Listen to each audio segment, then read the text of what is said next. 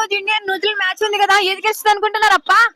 ఇక చూడమ్మా, గెలిచేది అయితే పక్క ఇండియానే చూడుర్రి, రాసి పెట్టుకోర్రి. ఏమన్నా ఆడతాడు అనుకున్నా. ఇంకోటి నేనైతే ఫుల్ హోప్స్ పెట్టుకున్నది అయితే విరాట్ కోహ్లీ మీద, ధోని అన్న మీద.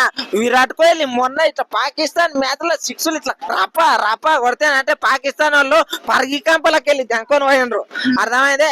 ఈసారి న్యూజిలాండ్ వాళ్ళు ముండ్ల ఈత కొట్టుకుంటా పోవాలి.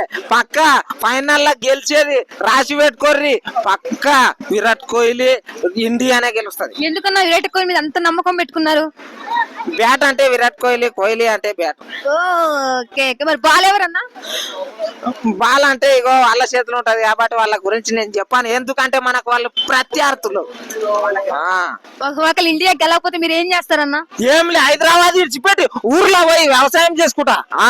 వ్యవసాయం చేసుకున్న బెస్ట్, కానీ కంపల్సరీ ఇండియానే గెలుస్తుంది అన్న. పక్క గెలిచేది ఇండియా, రాసి పెట్టుకోండి. న్యూజిలాండ్ వాళ్ళకు 90 ml దాపి మరి తోలుతాం.